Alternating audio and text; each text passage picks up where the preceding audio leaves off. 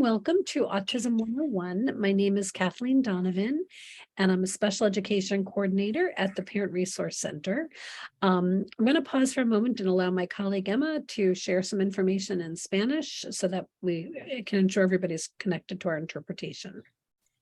Bienvenidos a la serie de Autismo para Padres de Familia 2022 o 2023. Solamente les quería decir que las instrucciones se las voy a poner en el chat, las instrucciones para que puedan escuchar la interpretación al español, la voy a poner en el chat. Y si tienen alguna pregunta, por favor, hasta que termine la sesión. Y una cosita más, aquí vamos a hablar... la información va a ser general, no vamos a estar hablando de sus hijos en específico. Y si tienen alguna pregunta sobre sus hijos, por favor, dejarnos un mensajito en el chat y nosotros nos comunicamos con ustedes. Gracias. Okay, Kathleen. Gracias. Thank you, Emma. We also are generating, as you might notice, subtitles in Arabic. We had somebody request some support in Arabic language as well. And would like to thank Julio, our interpreter, for joining us to provide simultaneous Spanish language interpretation. So just a little bit about the Parent Resource Center. If you're new to the PRC or this is your first event with us, we welcome you. We sit within the Office of Special Education and we collaborate with and provide support to families, primarily families who have students who receive special education services or who have a Section 504 plan, but any and all parents are welcome to join us and access our resources, which include learning sessions such as this. We have a lending library here and a digital lending library online, so parents can borrow physical books and audiobooks and electronic ebooks from us. We have lots of resources on our website, which I will put in the chat in a few moments.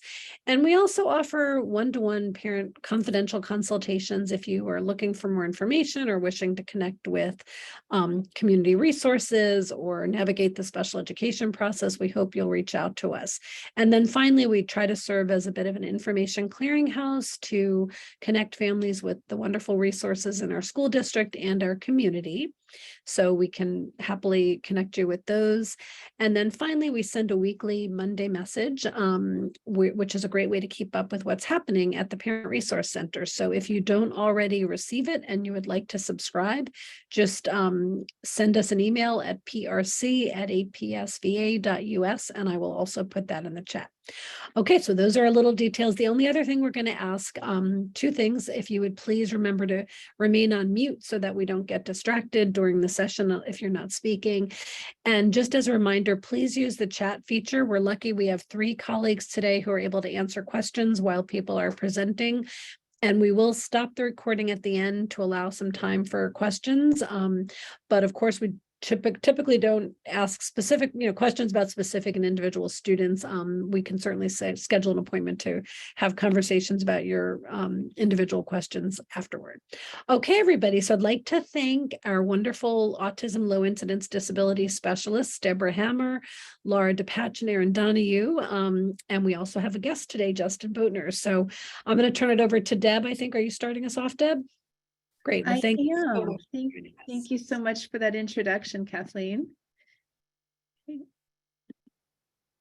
So this is us, the 3 autism and low incidence specialists, and these are our emails. And we are, as Kathleen said, more than happy to chat with you and to set up a meeting to talk about your individual student at another time.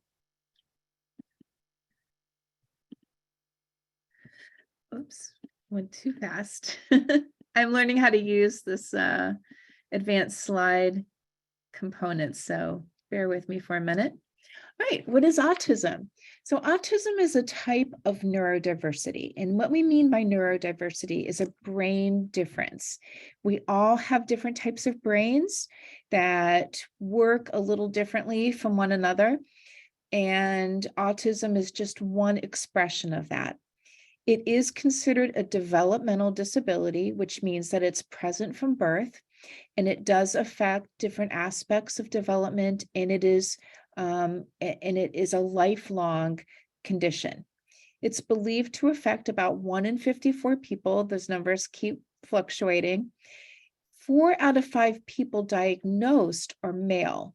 And I want to emphasize the diagnosed component of that, because we do believe that there are a lot more girls and women out there who are autistic, but we're not as good at diagnosing or recognizing the characteristics in women. Gosh, this is very sensitive. There are 2 primary characteristics of autism, and everyone who receives a diagnosis or educational label has to have both of these: impairments in language, communication, and social interaction, and repetitive thoughts and behaviors. And let me tell you a little bit more about each of those.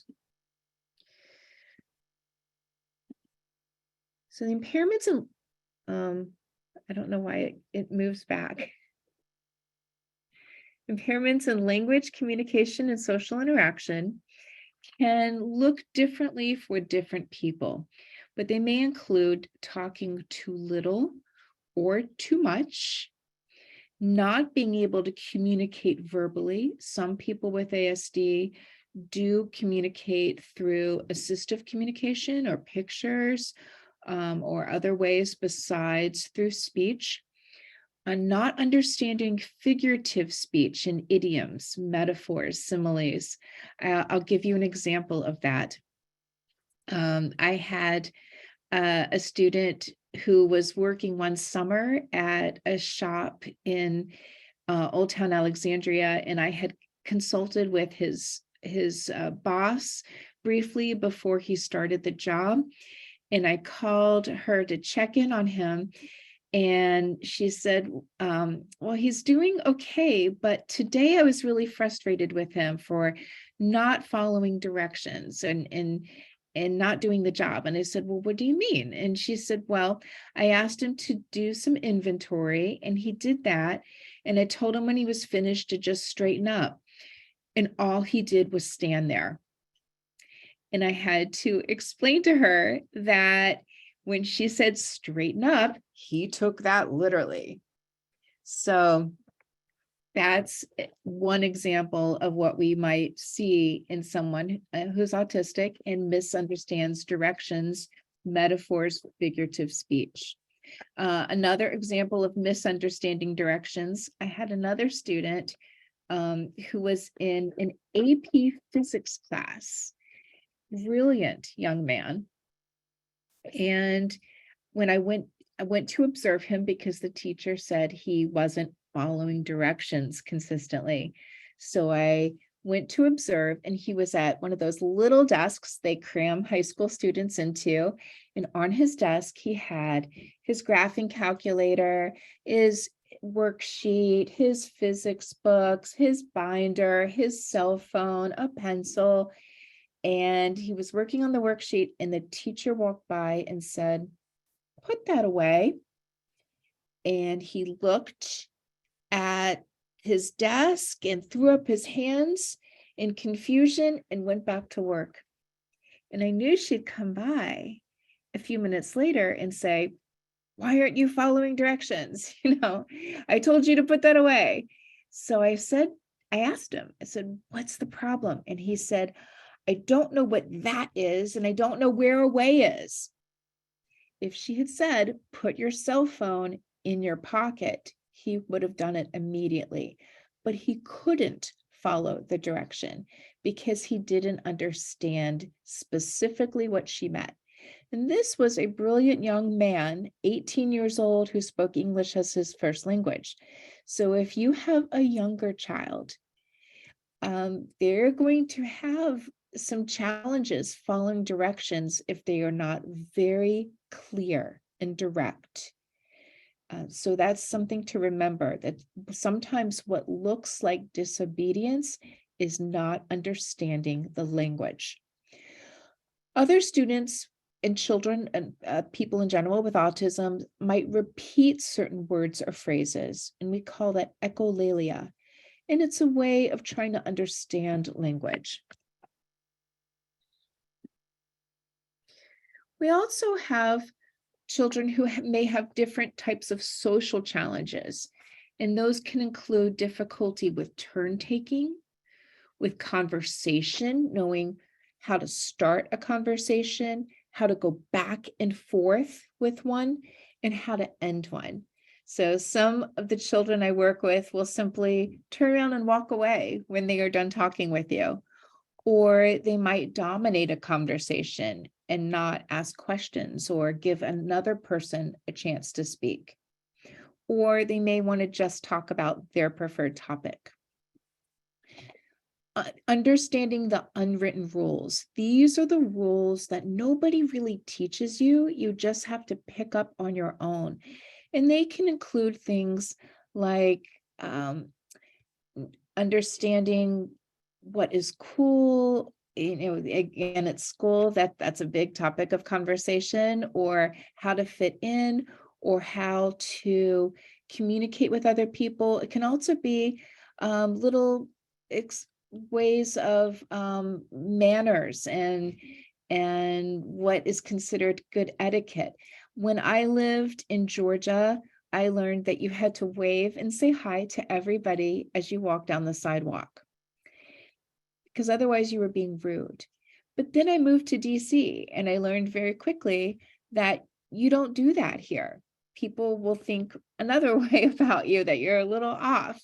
So that's an example of an unwritten rule that changes depending on where you live. There were other unwritten rules, like in an elevator, you were supposed to let other people get off first. You were supposed to turn around and face the door. If somebody comes in or goes off, you have to move over. There's a choreography that takes place. So these are examples of unwritten rules, and autistics have a really hard time with this because, again, most of these are not things that people explicitly teach you. Theory of mind can be really difficult for many people who are autistic. Perspective taking, understanding that somebody else has a different viewpoint than you, and being tolerant of it, even if you don't agree with it. Again, that can be really tricky, and it can be hard for children when they want things a certain way, or if they're asked in school to do group work, for example. And all of these things can make it hard for someone with autism to make friends and to keep friends. Another characteristic of autism is restrictive and repetitive thoughts and behaviors. So many people who are autistic engage in what we call stereotypic or stimming behaviors, such as fidgeting, flapping, or rocking. The truth is that all people do this. Most people will tap their pens or click them or play with their hair or tap their feet. And we do those behaviors for two reasons, or really three. It's either to help us pay attention, or to help us relax, or because simply it feels good. And autistics do that for the same reason, but it may be in a way that's just not as socially acceptable. So instead of doing this with a pen, I have a student who used to like to take off his socks and flap them.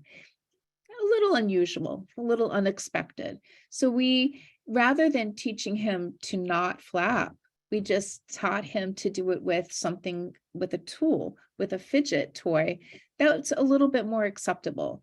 That's going to not stand out with his peers, but he still needed that. Some autistics have what are considered to be unusual or limited interests. I have a very strong interest in bats, which is not common. Many autistics have interests in trains, or in a certain book, or a certain type of language. It could be anything, but it might not be the same kinds of things that their typical peers are interested in. Lack of impulse control, just saying whatever you feel or doing a certain action. A strong need to engage in a certain behavior, like washing your hands repeatedly or making sure that the windows are locked before you leave a room. needing to do the same thing the same way over and over again, having a hard time if there's change, like a different route to school or a different breakfast cereal, something along those lines. So that is also very common. And thoughts that you just can't get out of your head, that you just keep thinking, you have a strong memory or a need for something that you like for Christmas to come right now, which I have one of my students. And that's hard because all the Christmas decorations are up and all the holiday songs are playing, but it's not for another 25 days. So, it's going to be really hard for him to let go of that particular need, or a strong need to place items in a certain way, like lining them up, having them in a certain position. And for those of you who are thinking that this might sound a little like obsessive compulsive disorder, you're right. But for someone who is autistic, they aren't going to get that label because with autism, it's part of the autism, and for many people. There are some secondary characteristics as well. So the previous two, as I said, everybody who has a label of autism will have both of those, but most people with autism will have some of these. And those can include difficulty with change, anxiety, avoiding eye contact, hyperlexia, which is decoding at a higher rate than you were able to comprehend language, good at some skills, but not at others, motor skill deficits, which might impact handwriting or coordination, sensory differences, which we'll talk a little bit more about in a second, and eloping or wandering, not being where you're supposed to be. And there are health issues that are more common with autistics than with non-autistics. And those include irritable bowel syndrome and other gastrointestinal problems, seizures. About 32% of people with autism will have a seizure at some point in their life. Depression, many adults with autism receive a diagnosis of depression. And for children, ear infections and hearing loss are at a higher rate than they are for children without autism. But the sensory issues, this is an important one. Everybody in the world has different sensory preferences. Some of you might like spicy food, some of you might not. Some people might have a strong need to exercise and they need to go running every day. Other people might prefer to just sit on the couch and watch television. These are sensory differences, but in autism, it's much more pronounced. So people with autism often have unusual responses to different sensory experiences. They might be undersensitive and craving certain sensations, like they might have a really strong need to jump or to put certain foods in their mouth, or they might be overly sensitive to certain sounds, like sound, alarms bother most of us, but many people with autism, milder sounds like the sound of an LCD projector or sound of someone walking in the hallway or sound of someone eating might be really excruciating. Or it could be visual. Sometimes fluorescent lights bother many people with autism. It could be textures. Some people with autism are very picky eaters because they don't like a certain texture or certain types of flavors. They might eat a very bland diet.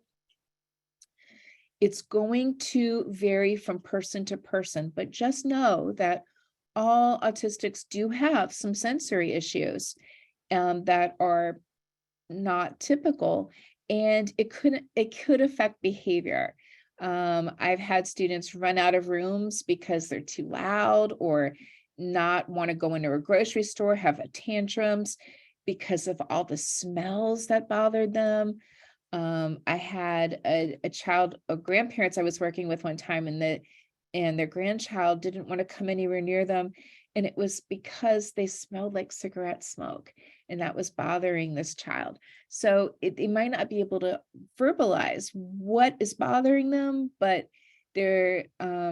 there are often sensory issues that interfere with being able to enjoy the world. So what does it mean that it's an autism spectrum? You may have heard that is officially called an autism spectrum disorder. Well, a spectrum is not a Likert scale. It's not like I'm a little bit autistic over here and I'm a lot autistic over here. That's not what it is. What a spectrum means is that you might have different degrees of how the various characteristics that we just spoke about affect you. So one person might have be really impacted by their ability to speak, and they might have a lot of tics or need to fidget a lot, but they actually don't mind being with people, and they like being with people, and they are okay with academics and other. They have a hard time learning things, but they don't have so many issues with their speech. So everybody is going to be affected differently. Every person with autism is unique. They all have the same base characteristics, the same two, and they have but the degree that or the way that those two primary characteristics affect them are going to be unique for each individual. And that's what we mean by a spectrum. So because of the characteristics that we talked about, there may be some unexpected behaviors. And understand that there's a difference between what someone intends to do and how that impacts other people. So I'll give you some examples. I have a student who is very honest, and he will say things like, "Oh, you look like you've gained weight." And he's not trying to be rude. He is just trying to state a fact. He's very interested in facts, but he doesn't realize that stating certain facts can be hurtful and can make other people have judgments about him, and whether they want to be friends with him or not, for example, based on the things that he says. So that's a perspective problem. But it's still considered an unexpected behavior. And these unexpected behaviors vary from person to person. It could be blurting out. It could be difficulty with staying calm when you feel upset or frustrated or sad. It could be having a hard time relating to peers. It could be doing various behaviors in a certain place that are just unexpected. And I'll give you an example. I had a student many years ago who was going into a new first grade classroom, and he met his teacher at back to school event right before Labor Day weekend. And it turned out that she lived in his neighborhood. So they talked about that she lived just about a block from him. So that weekend, so anyway, okay, let me tell you what happened first. On Labor Day, on that Monday, he showed up in his new teacher's front yard, and he saw her. She was working on her flower beds in the front yard, and they said hi. And then he pulled down his pants and he urinated in her front yard. She was quite upset. This was very unexpected. She thought, he doesn't like me, there's something wrong. She didn't want him in her class. It turned into a whole thing. Nobody bothered to ask him right away, why did you do that? So when finally that question came up a couple days later, why did you do that? His answer was, I wanted my teacher to like me. That may seem like an odd, and be proud of me. That might be an odd answer, but then you have to realize what he had done that weekend. That weekend, he had gone with his father on a camping trip with his father and his father's friends and their little boys. And they all went camping. And when they were in the woods, on that Saturday, he needed to go to the bathroom and there wasn't one. And they said, you have to just pull down your pants and go on the ground. And he was like, no, no, no, no, no, no, no. That is not, I'm not doing that. And eventually, and they were all like, yes, you have to do it. It's okay. And eventually he couldn't hold it anymore. So he did. Everybody clapped. They cheered for him. Same thing happened Sunday morning after they went camping. Again, he really didn't want to, but he had to. All the guys encouraged him. He went to the bathroom on the ground. It was a big deal. They were all happy with him. And then he sees his teacher on Monday and wants her to be proud of him. So, sometimes our people overgeneralize, or they may engage in a behavior that's unexpected. And there's always a reason. There's always a reason. It might not be that particular reason, but our job as adults is to figure out what is the reason. Why is this behavior occurring? Because behavior is communication. And that's the hard part with someone who's autistic, is sometimes figuring out what exactly is this communicating and why. There are many strengths associated with being autistic. So I want to share some of those with you. And this list actually came from a group of students. And they want you to know that they are able to see and remember details. They can stay focused on something they enjoy for a really long time, whether it's a video game or music or science. And these are good skills for life, because if you're going to be a microbiologist and stare at the same types of cells day after day for hours and hours and hours, you want someone who can stay focused on something they enjoy for a really long time. People who are autistic are good problem solvers, very creative and innovative. They can be really good at things they enjoy: art, science, music, telling jokes, magic tricks, all kinds of things. Honest and direct communicators. People who are autistic rarely lie, can have really passionate interests, are curious, and friends with ASD are loyal and interesting. Here are a few famous autistics, and there are many, but I can only fit a certain number on this slide. So Temple Grandin, if you're not familiar with her, please check her out. She has written many great books about autism and her own experiences. She's also an expert on animals, and she has a lot of books about animals out. She speaks prolifically. Albert Einstein is thought to be autistic. We can't diagnose people that are deceased, but he again had many, many characteristics, and his son was probably also autistic. Brianna Clark is an Olympian and a champion runner who happens to be autistic. Heather Kuznich is a model. David Byrne is a rock star and has shows on Broadway. Greta Thunberg is an environmental activist. She's only about 18 or 19 years old, and she has spoken all over the world. Elon Musk has disclosed that he is autistic.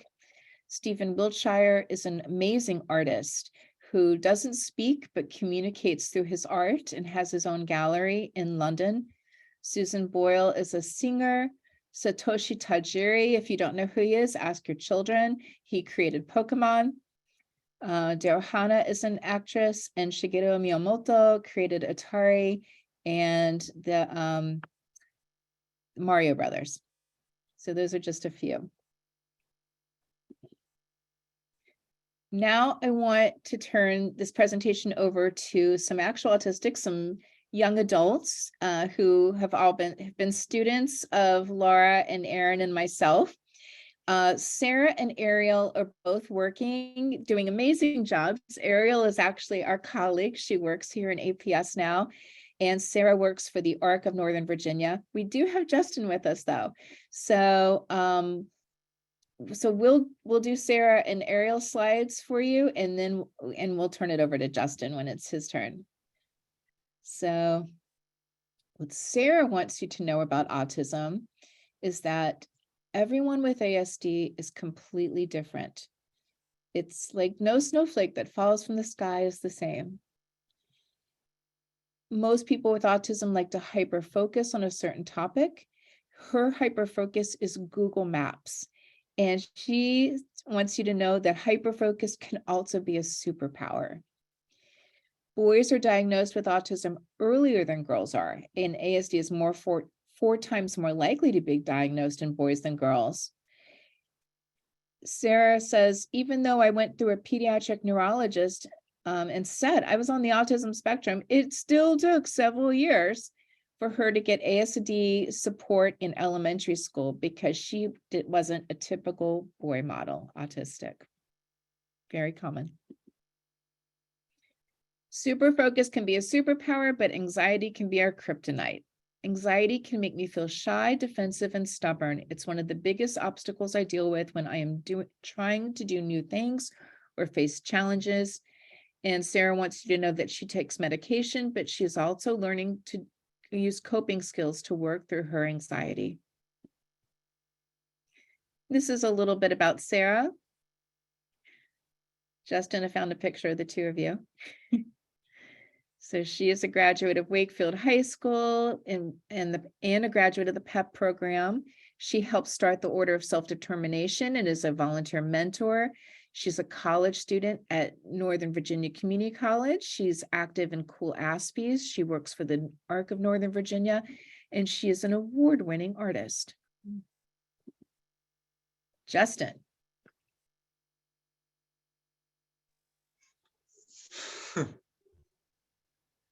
Well, having autism, this is going to be an interesting one. So, a lot of people are afraid of receiving an autism diagnosis. In general, parents are afraid of receiving that traditional diagnosis. So one thing I would have to say is don't be afraid of receiving a diagnosis. I think the earlier, the better, or the earlier the diagnosis happens, the better, because the individual can receive a lot more support earlier on and have a higher possibility of being independent.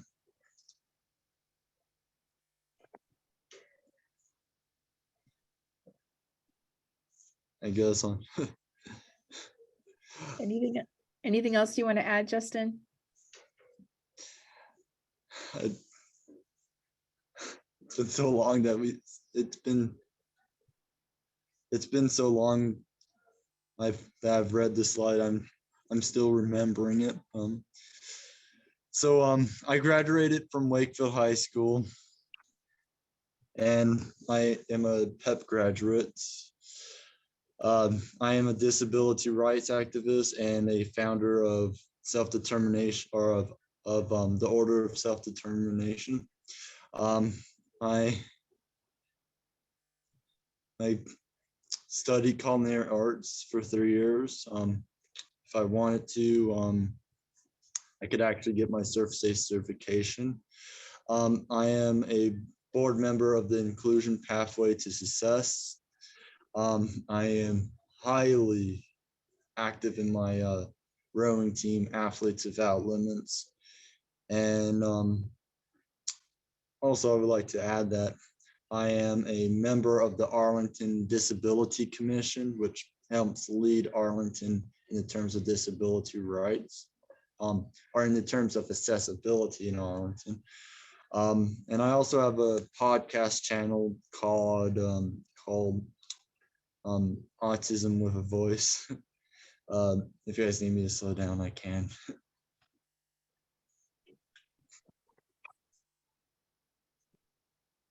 Thank you, Justin.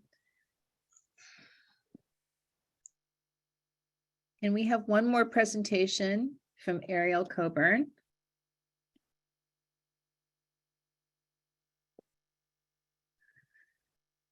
So I'll read this to you. Employment, higher education, relationships, and other forms of adulting. What I love most about my job at the Eunice Kennedy Shriver program is that as an autistic adult, I get to work with kids I can identify with, even if they require more support than I do. Throughout my time here, I have learned how diverse the autism spectrum is and how no two autistic children are alike, with varying strengths and weaknesses. At George Mason University, I am working on an individualized study degree so I can take whatever classes I choose and are relevant to my career path. One day, I want to be an art therapist in a special education setting so I can combine my two great passions, art and helping people. Relationship-wise, love happens when you least expect it, and you don't always have to travel far and wide to find the right person.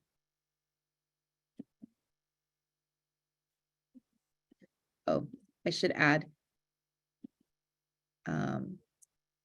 sorry, about Ariel. She is an artist and has illustrated the book Something to Crow About, and the bottom picture is with her long-term boyfriend, Tom. Okay, now I want to talk a little bit about strategies for success, and my colleagues Erin and Laura, I know, are going to jump in if there are other things that I have left out, and also be here for questions from you, and please feel free to put them in the chat. This one is really important. Have clear expectations. Autistics need pictures, not just words. Visuals are so important in explaining what materials are needed, and that can be a task like doing laundry or setting the table or doing homework. Some things may have to be repeated. Avoid idioms, sarcasm, and metaphors unless you're teaching idioms, sarcasm, or metaphors, and avoid using ambiguous phrases. Be very clear with your directions. As I mentioned, visual supports are extremely important. People with autism can access that part of their brain more easily than the sections of their brain that are used for verbal communication. So using picture symbols, visual schedules to help explain what is going to happen next in the day. And we use those here at school, but if you were using those at home, that will be really beneficial for your child. Using photographs or videos of what you expect. Highlighters to highlight certain text. Again, if you're for studying, reading windows, which is just sliding a little piece of paper with a cutout rectangle in it down a piece of paper, can help you stay focused on one line of text at a time.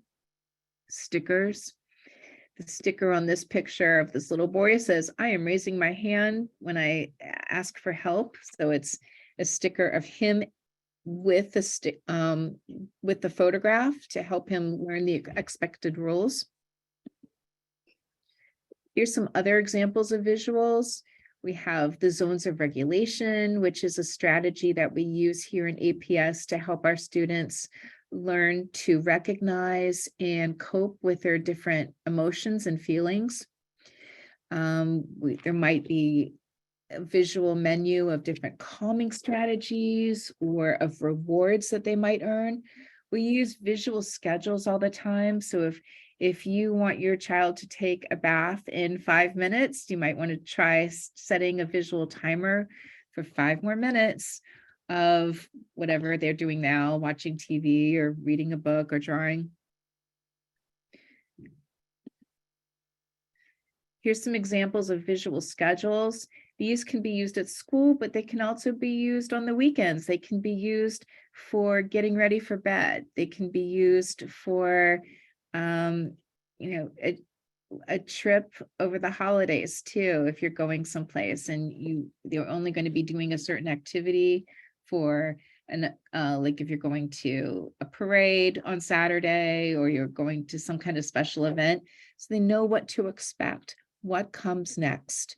Predicting and the inability to predict can cause a lot of anxiety for many autistics. So having a visual schedule helps people know what comes next. It reduces anxiety, and it helps everybody stay focused and so they can plan ahead. So I highly recommend having a visual schedule for your child. We can help you with setting up what that might look like. It might be with photos, it might be on your phone, it might be picture symbols. There's different ways of doing them. The one that is easiest for you is the one that's probably going to work best, because it'll be done more consistently.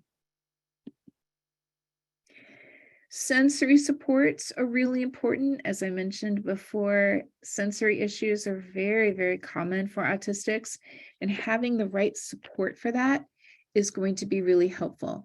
It could be a physical fidget, like a pop-it or a squeezy ball.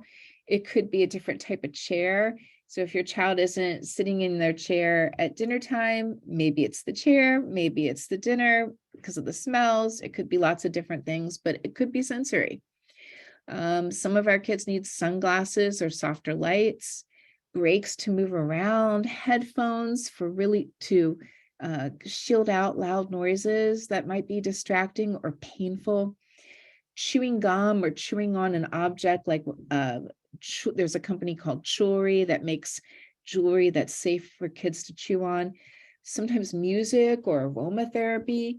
It just going to depend on the needs of individual people, what might work for them, and it can take some experimentation. So again, we are happy to help talk with you about different sensory supports. There are 27 strategies that are considered evidence-based for children with autism. And what this means is that there is a body of research that has been done. They have had at least 5 peer-reviewed studies published, indicating that this is a strategy that works with autistic children. So we use many of those here in Arlington Public Schools. You may use some of them at home, and they include applied behavioral analysis, task analysis, social narratives, token economies, providing choices, naturalistic interventions, modeling, structured play groups.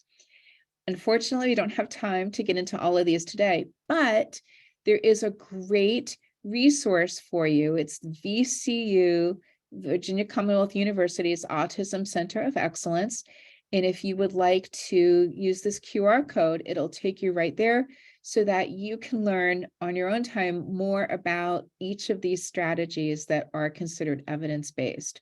And they have modules on their website that you can take for free so that you can learn a little bit more about any of those 27 strategies.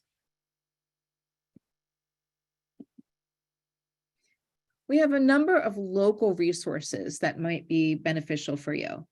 And these include Parents of Autistic Children, which is a national organization, and we have a Northern Virginia chapter. That's the first link.